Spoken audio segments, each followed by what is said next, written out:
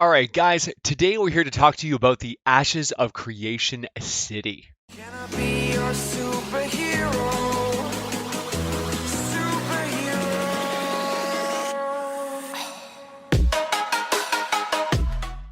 All right, guys, so to remember to get the best of daily news, please smash that like button and leave a comment. All right, let's get right into it. All right, guys, so the Ashes of Creation City system is absolutely amazing, and you are definitely going to want to get involved in one capacity or another. All right, so world nodes start out at stage 0, which is just the wilderness. These nodes level up whenever players participate in the area completing quests or hunting enemies or completing objectives. It takes a few hours to advance a wilderness node all the way up to a stage 1 expedition. Then, after many hours of progression, it will actually upgrade to stage 2, which is an encampment. It takes a few days of progression to level up into a village, which is your stage 3. And stage 3 is really where the roots of the new founded city takes hold. The next 3 stages is your stage 4 town, which takes many days to get to. Stage 5 is a city, which takes a few weeks to get to. And stage 6 is the metropolis, which takes many weeks to get to. So it takes a lot of work and a lot of people contributing to level up these nodes into full-blown community focal points, hubs, housing, questing, everything. It is an incredible system. Villages have small houses, towns have medium houses, cities have large houses, and the metropolises are rocking the mansions. So the housing is actually really cool as well. And when it comes to housing, you want to get in early if possible. So in order to specifically level up these nodes so that you can achieve all of this, you need to participate in questing, gathering, raiding, and those will boost the level of that node, causing them to evolve into all of these different stages. Now, when you level up a node, the node will actually lock out the progression of neighboring nodes. Now, the nodes advance quickly at first so that they can unlock NPC services such as shops or banks, and then it gets, progressively much harder, going from a few hours to many hours, few days to many days, few weeks to many weeks.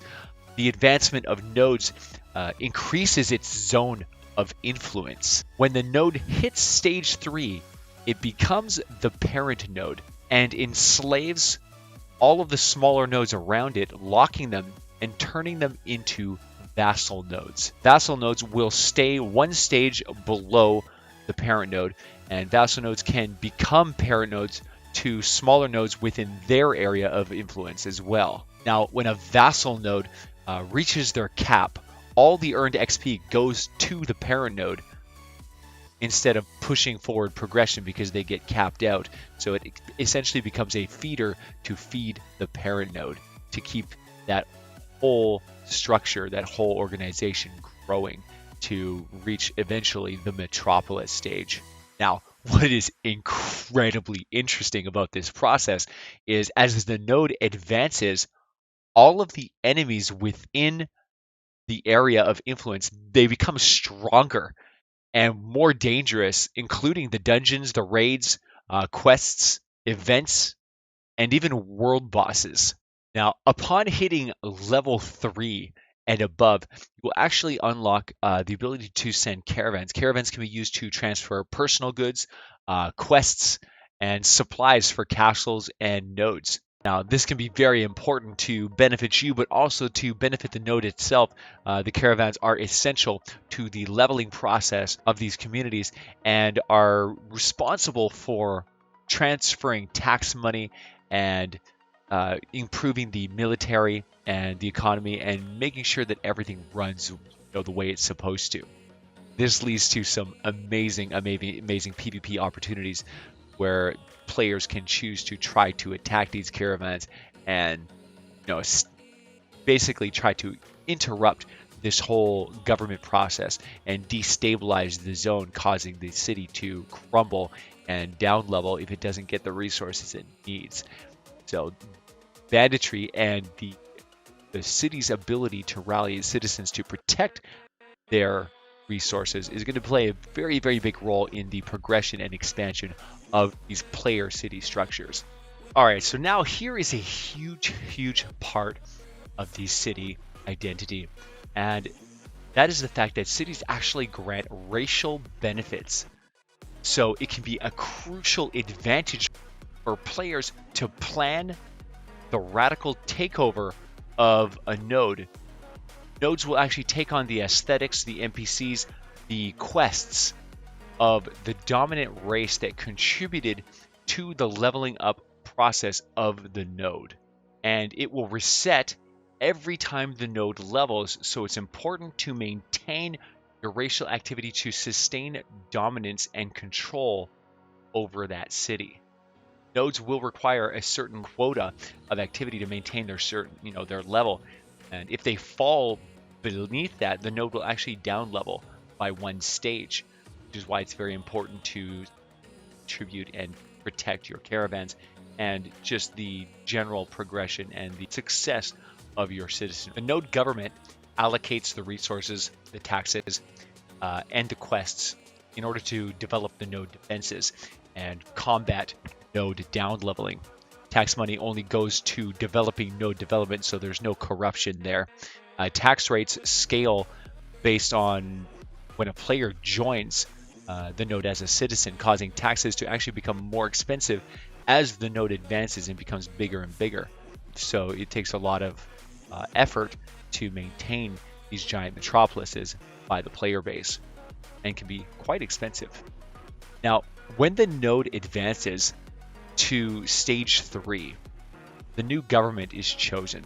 The different available roles the players can apply to are the mayors. You have the mayor, priest, bishop, acolyte, patron guild leader, and lastly the chief bounty hunter. Oh man, so freaking cool.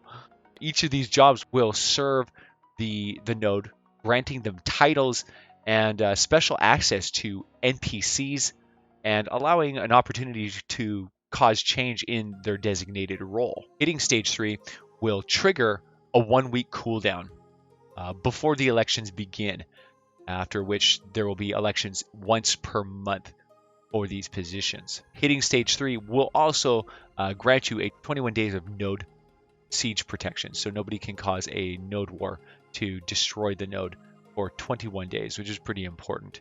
Only citizens can participate in the elections. The mayor title specifically grants special abilities and actual stats during special events.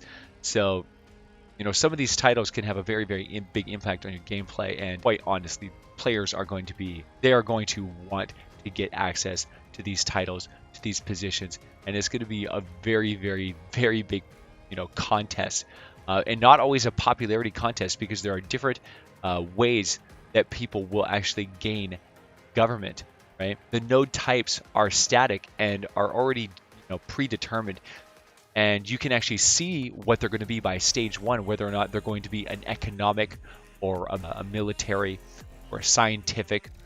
The different types of nodes. There's different types of nodes, and each one has its own mayor electoral process that you have to participate in, such as the military government being one that you have to actually go to combat in, like a battle royale, and the last man standing becomes the mayor. It's a very interesting system. It's, depending on the types of nodes in the world, you're going to find players are going to band together to unlock very specific types of nodes that will serve their community and give them the election process and the government ruling process that they're interested in participating in. As you can see, there is a ton of factors and a ton of things that go into these incredible cities. There's a whole slew of advantages, ranging from titles and power and control, the ability to make decisions for these cities. Yeah, it'll be definitely in your best interest to really fully understand everything about the politics and all the potential advantages that you are going to definitely want to get access to.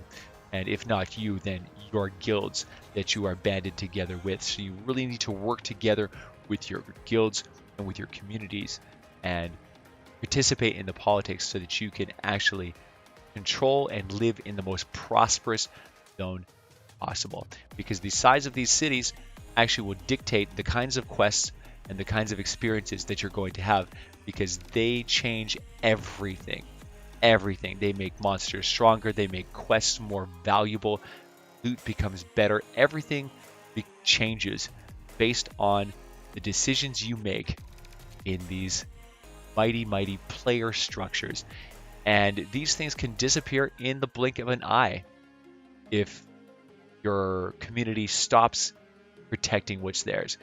Players can initiate a node siege, and if the node siege is successful, the city gets completely wiped out and goes all the way back to stage 0, and everything starts fresh from scratch once again. Alright guys, I hope you enjoyed this video. I hope this really gets you excited and teaches you something about the city system and why it's going to be so much fun and why you should be super hyped to participate in this giant player experiment. Oh my god, it's going to be an absolute blast, man. I cannot wait to attack these with you and conquer our own piece of land, man. I hope to see you guys in the game. I hope to see you guys join the core soon. We're waiting. Check out our Discord. Come and apply to the guild and be a part of this grand experiment with us. Such a blast, man. I will see you guys in the next one. Oh yeah!